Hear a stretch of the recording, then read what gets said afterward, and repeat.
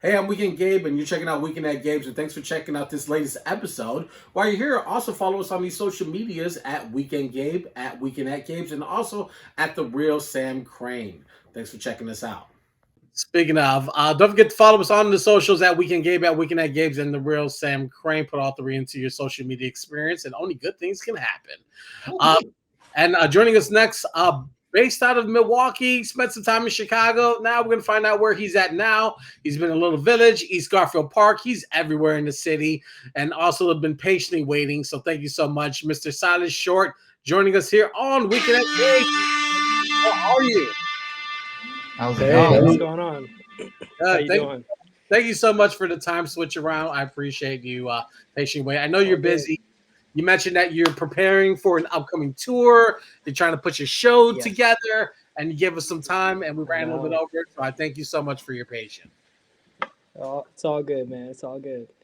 Well, preparing for this Benny Sings tour. We're just doing 4 dates, but then after that, we have a show that's in Milwaukee. I actually live in Pilsen in Chicago, so I'm not based out of Milwaukee. I grew up in Milwaukee, and I live in Chicago. I've been living here for almost 5 years now, or maybe around 5 years now.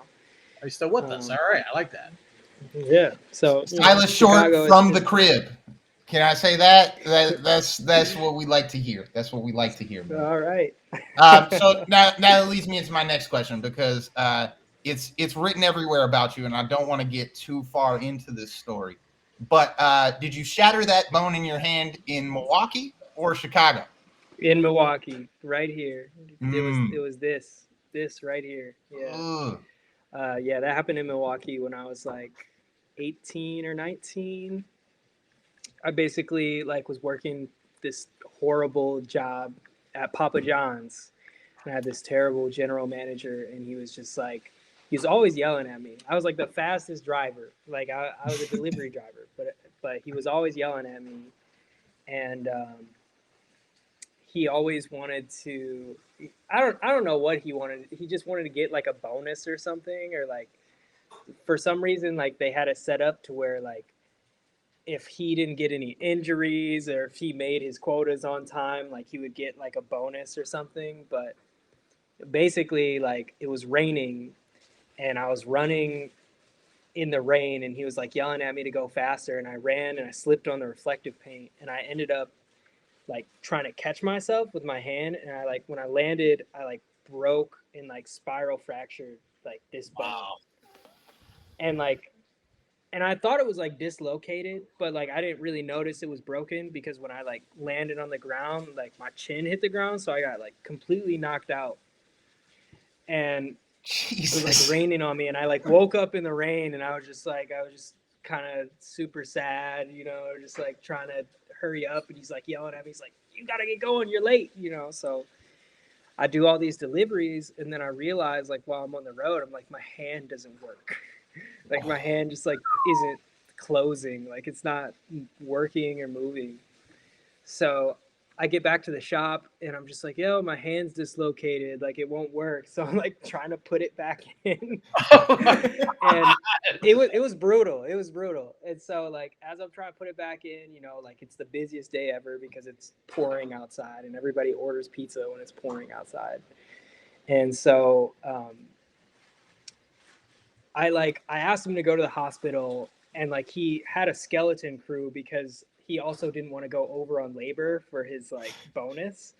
So I couldn't get off. And then he used to smoke with us in the back. We all used to smoke weed while we were working, And he was just oh yeah, I'm gonna drug test you for workers' comp, and you can't get it. You'll get fired if you fail the drug test, which was complete. It was not real, but I totally fell for it.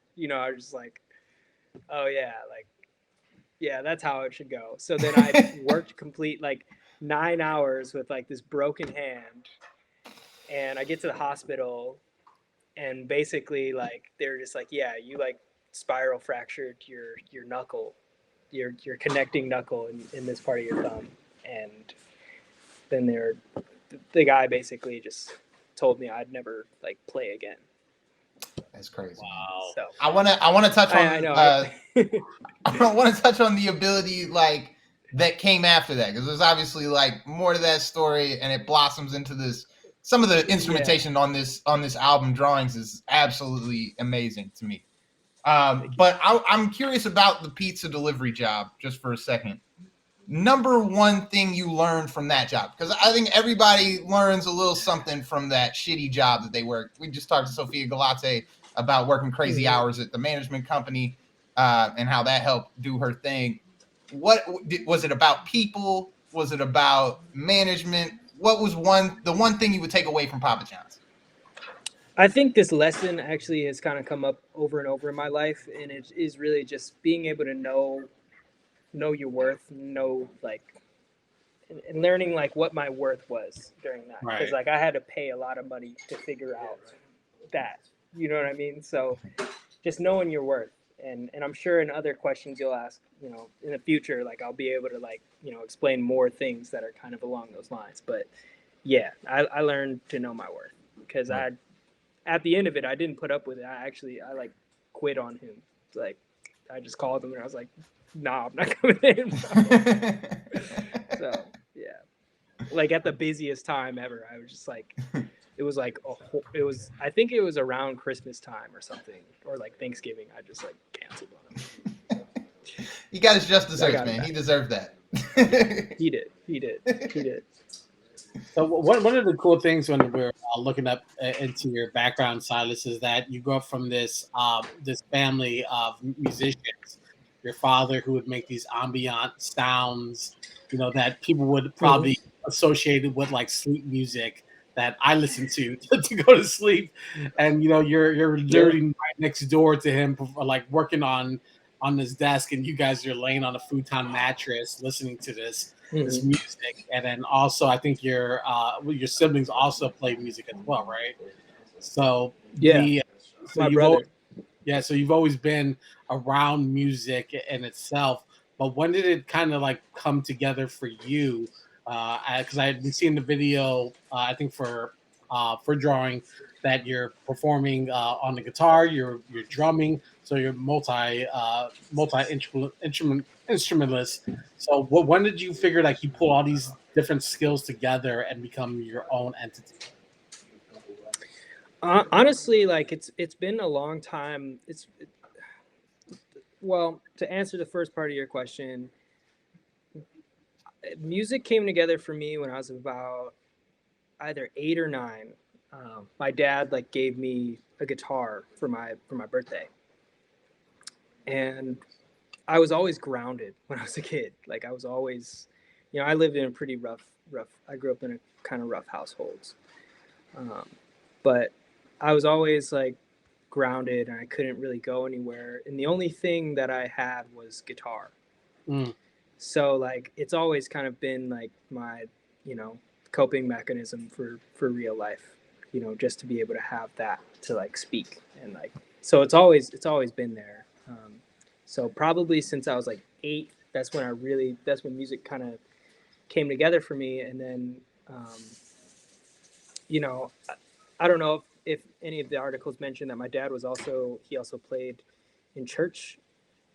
He played like in a gospel band. So like I grew up around like a lot of gospel music as well, and going back and forth between like listen, because my dad like he loves everything. So like I would listen to like Tom Waits, and like I would listen to like Nusrat Fateh Ali Khan, you know, like super dope spiritual like music from Pakistan, or Ravi Shankar, like stuff like that. And then I'll go to church, you know, listen to that, and then listen to ambient music, listen to Björk, Radiohead, Aphex Twin, you know, like I listened to all of it when I was growing up.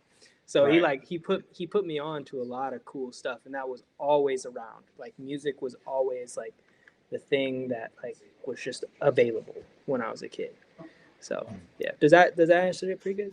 No, absolutely. Yeah. I feel like, yeah. And the multi-instrumentalist thing, that didn't come together until like I didn't learn drums until like, or get solid at them until like the pandemic. I really just started honing that in. Like when it started, I just started like playing drums. Not to bang an old horn here, but how does that work with the hand? Are you gripping the sticks enough there?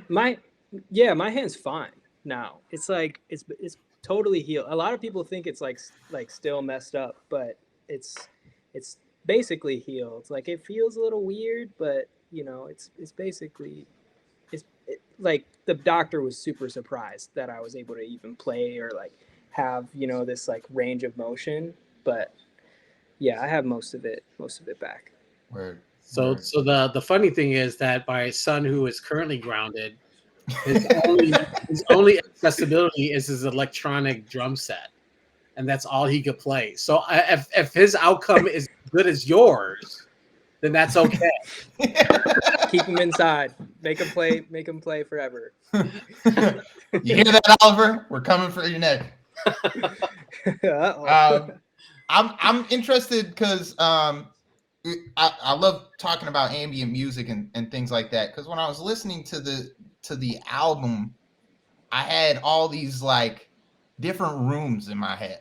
I don't know if you felt this way, Gabe, but it seemed like every song put me in a different room. Sometimes like a small room was real cozy. Sometimes it was like I was the only dude in a big ass banquet hall. You know what I mean? Like, so I'm curious, like what your room looks like when you're creating, and if I can explain that a little bit more, it's like, is it like a lot of people got to go to the professional studio, right? Like they got to get in the studio. Other people, it's more like, you know, there are cigarette butts on the table and they're, you know, just trying to work out this one riff, you know, and they're getting it going. What does your environment look like when you're at your best, when you're at your most creative? Honestly, like it does. Like I'm good to write anywhere as long as it's clean. Like I'm kind of a clean freak. Like I need things to be. That's a different. It's a different thing when you say clean freak. It's different for different people. So, like, what are you on? Were you on hand sanitizer before the pandemic? Like, what? No. It's like everything has to have a place. You know. Okay. Yeah. Everything lives in a spot. There isn't stuff like just like chilling on the couch or on the floor. Like nothing on the floor. All the surfaces are clear. Like I'm able to like go from space to space to be able to do something instead of like have to like move things. Because if I start like doing things, it'll distract me and then I'll lose focus. But I need things to be like everything to have like a specific place.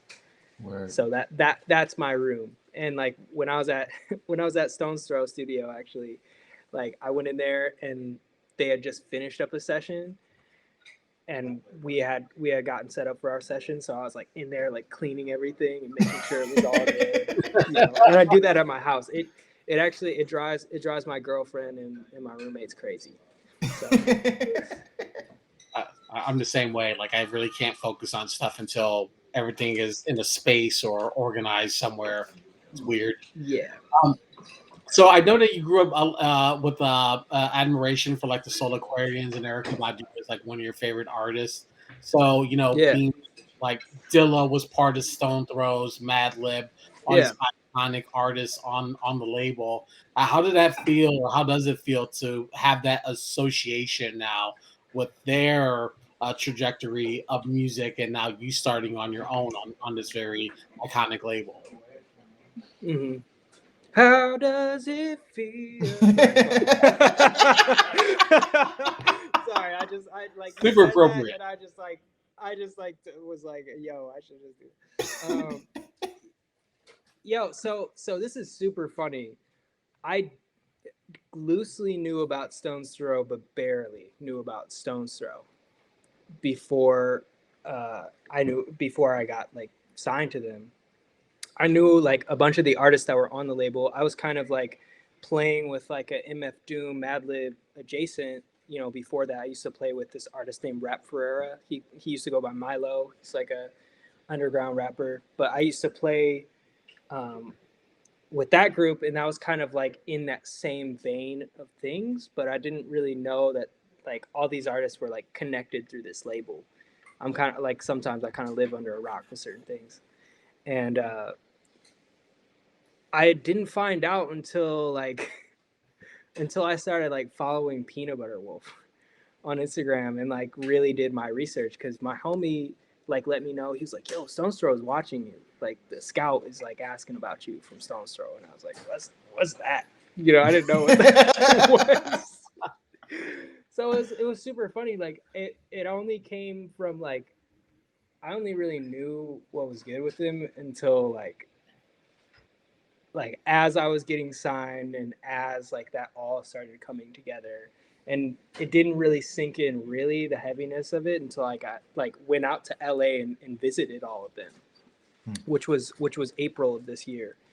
And so I didn't really, but I felt like blessed to be like, yo, this is the feel of like a lot of the music I want to make. And it makes a lot of sense that like Peanut Butter Wolf really liked, you know, my music. And he was the one that actually discovered me, which is crazy.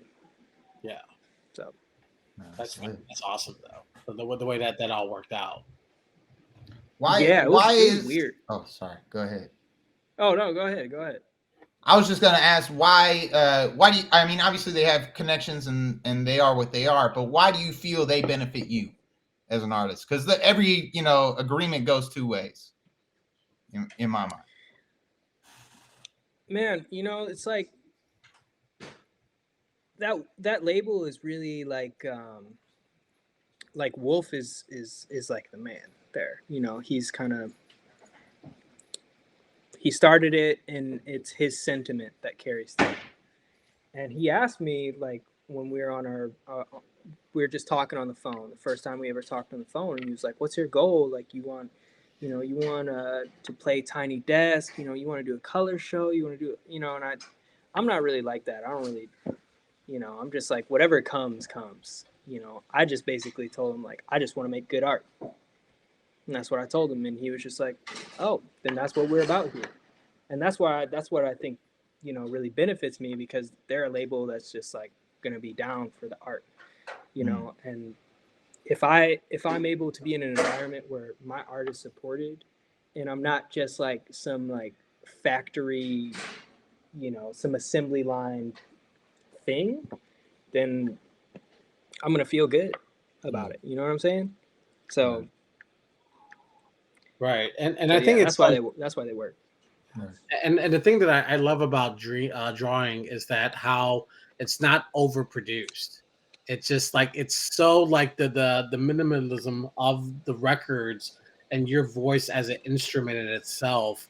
It just like Sam was saying, like it does, each record kind of puts you into a different space. And sometimes the range and the octaves of your voice, or maybe there's a key change that drops down and sets it into another mood. It's just really wonderfully done. And it feels like, you know, each record offers something a little bit different than the other record. Mm-hmm. But it also, it's not so like each record doesn't change so much that it throws you off, where you're now doing a high version of R&B and now you're slowing it down. It's like the records kind of have like a nice mid-tempo form to it. So it makes sense to do that. Like a Stone Throws could recognize an appreciation for that, instead of trying to overproduce and go for a hit record, or let's remix this record. Yeah. Like, no, leave it as is.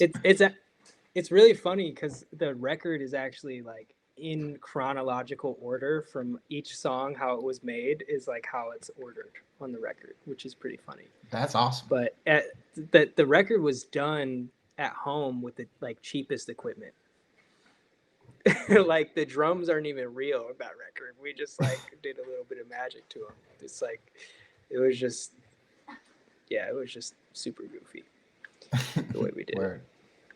We were laughing the whole time, you know. I had a good chuckle this morning because I found a review that I didn't necessarily agree with. Silas Short, and I'm not sure if you're aware. I've never had a bad review written about me. I wish somebody would, because that would be interesting and definitely a different Tuesday than I've been having lately. Someone wrote a bad review? Yes, on October 7th, and you should go read this review, because it's where is it? It is on some website I've never heard of that I am now going to give free PR. It is on scratchedvinyl.com.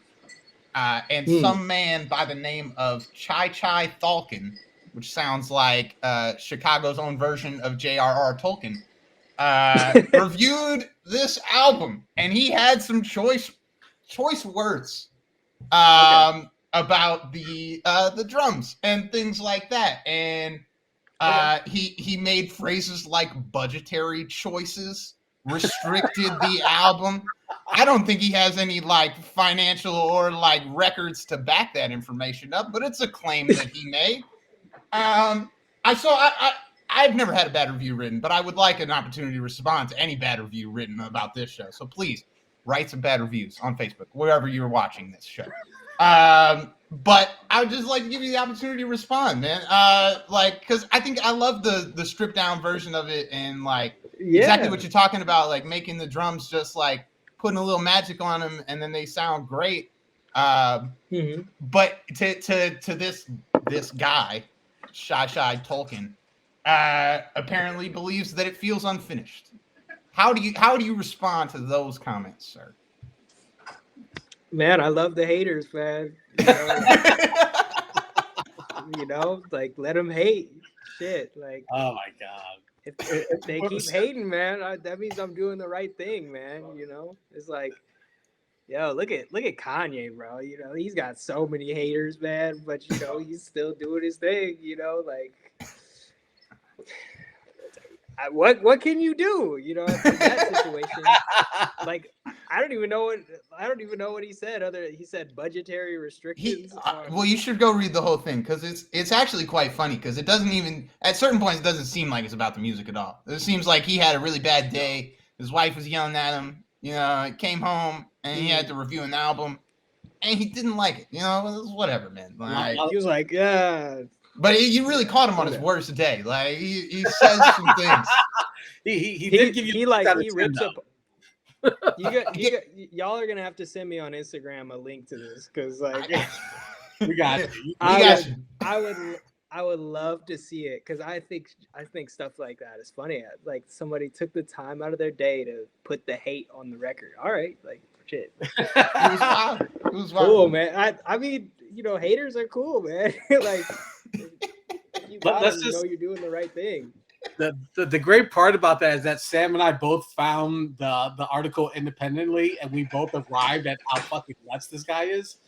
So just be aware that his opinion is not the popular opinion. No, it is not. Oh yeah, man. He doesn't seem like a man with many friends. An old English teacher once told me that the reason that you have to write essays to go to college is so that they can find out that you're not crazy. It's really easy to find out if somebody's crazy if they write something down. The man's crazy. That is besides the point, though. We've got a few questions left here.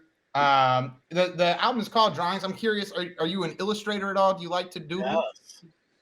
Yeah. I've also been drawing my whole life. I've actually been drawing? No, go ahead, finish it. I've been drawing longer than I've been playing music. So, really? Is there Oh, go ahead. Go ahead. I keep stepping. No, you go ahead. No, it's all good. I was just gonna say, like, is there I remember like in school I would always draw R2D2 or something, like is there something that you go to every time, like if you are in the most like neutral mental zone, like the meditative state, what gets drawn on the paper? I draw like a line, and then like I'll use that part of your brain where like you can see like faces or familiar things, and then just draw off of that. And then I'll just like draw on a drawing and just like keep expanding it, just like fractals of things that are familiar, you know. That's how I like drawing. That's like my go-to. That's just how I draw. Quite legitimately, that's how I would describe your album. I love that. Fractals of things that are familiar. I love that. That's awesome. Sick. I'm trying to think. Do I have anything left? What music do you listen to that people wouldn't expect you to listen to? You talked about some Pakistan music. Is there something that we need to be put on that, you know, front? Yeah, I mean, man, there's so much, honestly. Like sometimes I can't even like centralize like what I'm listening to. Right now, I've kind of I've gone back and I've started listening to this artist like Snooks Eaglin, who's really cool. He's like a New Orleans street musician that like just plays like beautiful like covers or his original music, and it's really rich, and it's just him singing and playing guitar. It's kind of blues adjacent. I love Dr. John. I've been listening to a lot of like stuff from down south. I love Baths. Baths, huge inspiration from Baths. He's cool. Yeah, I love Stereo Lab. Let's see what other things are really different. Sometimes when you put it on the spot, it's hard to remember. I can tell you're a man of many tastes, so it was like an intentionally obtuse question. Yeah, I mean, you know what I love that a lot of people wouldn't expect. I love Hank Williams.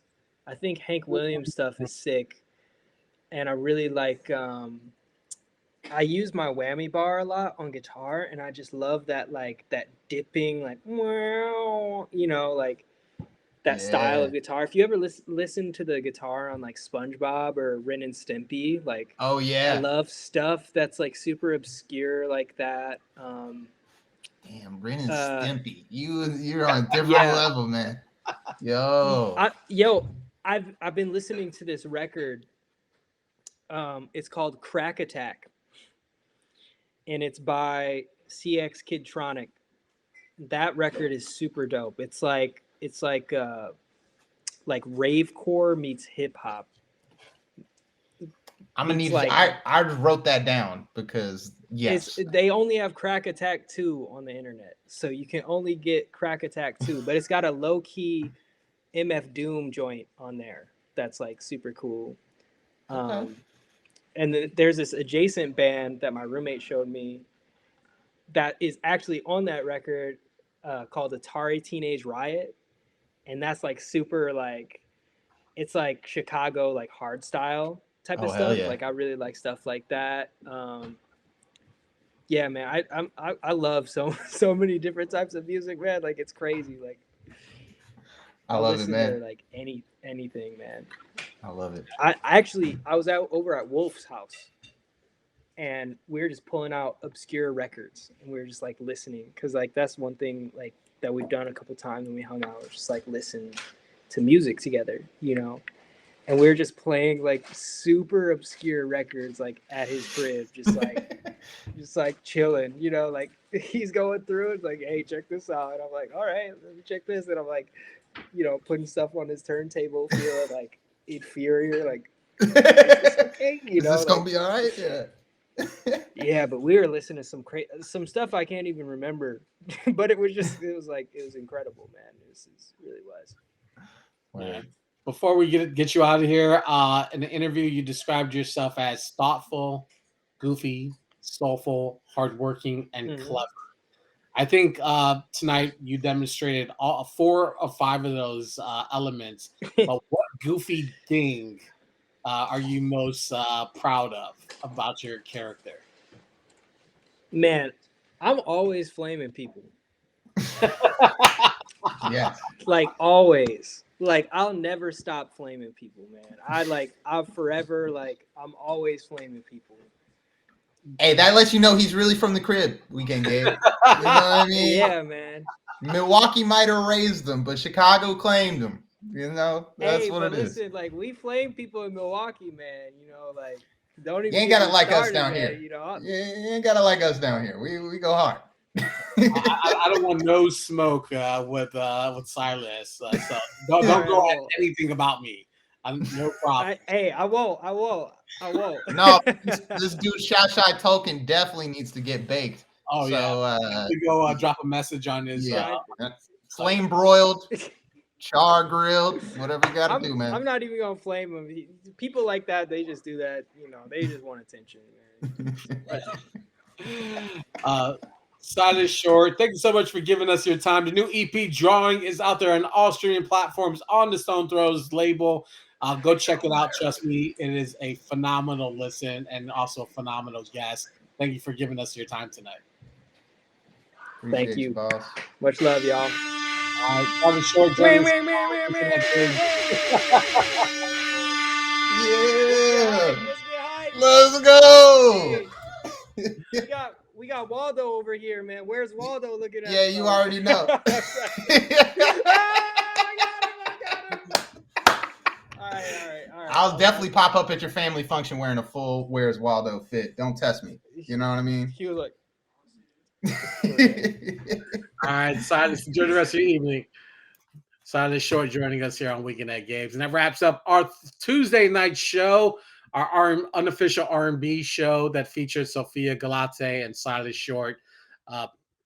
Both albums are so just dope on their own. So I'm glad we had a chance to talk with them and learn a lot more about their backgrounds and the drive and the passion behind the work that they're doing, and also their incredible journeys, which, is sometimes just unpredictable. Sometimes people are scouting you. Sometimes you're just scouting yourself. So yes. Oh man, we got both sides. Damn, you always know how to wrap things up with a nice little bow, don't you, Weekend Gabe? You built different, kid. You built different. Got the best hair on this show. Damn straight. See, look, Silas, you can't flame me about my hair. Anything else is game, but that is definitely not. This man is a walking touch of gray at. All right. Just before we get out of here, don't forget, everyone who's watching and listening, January 13th, 2022, come celebrate Weekend at Gabe's 100th episode over at Purple Station. Tickets are available. Look for our social media. We'll be putting the links up and the QR codes and all the good stuff so that you can get your ticket now. This joint is going to sell out. I promise you. Promise you. It is going to sell out. It's great. The lineup is amazing. Please head over to Bourbon on Division. Get your ticket today. Not tomorrow, but right now. Go right now. Buy a couple for yourself. Maybe some as Christmas gifts. Whatever you got to do. Put it into your life. And we cannot emphasize this enough. 100% of the proceeds from this event will not go into Weekend Gabe's pocket. It won't go into my pocket, or Where's Waldo's pocket. It will go directly to the artist. So every time you buy a ticket, pick the artist you want to give your dub to and give them that dub, because damn it, they deserve it. They work hard. They do all this artwork, and we are celebrating it one night only, January 13th, Bourbon on Division. Weekend Gabe will be there. Cheryl Ray Stout might show up. You never know. On the guest list, she just might. Just might. All right, don't forget to give us a follow at Weekend Gabe, at Weekend at Gabe's, and the Real Sam Crane. We'll be back on Thursday. We got another great show. We're talking with Dr. Quinn, artist producer who used to frequent our show over at Radio 1 Chicago. He has a new album out. He does a lot of stuff with anime and then inclusion of anime art into his work. So he's super dope. And then Dylan Green, who wrote a great piece on the passing of Virgil Abloh this week over on Pitchfork. He's going to be joining us to talk about the life and times of Virgil Abloh, who passed away this week after a 3-year battle with cancer. So I'm really interested to learn more about Virgil, learn more about Dr. Quinn's new record. So we'll see you guys here on Thursday night, right here on Weekend at Gabe's. That means there's only one thing left to do, or 3 things left to do, and then another thing. Share, support, and show love. And this is the other thing, America. This is the other thing. Oh my God, why is it not playing? It's okay. It's playing in my head. It's playing in my head. Oh my God. There we go. America, you can't keep me down for long. I always come back swinging. Catch us January 13th, Weekend at Gabe's, Bourbon on Division. Don't be late. Just be great. You can see this in person if you show up. Gabe does a really good robot. You don't understand. It's really, really good.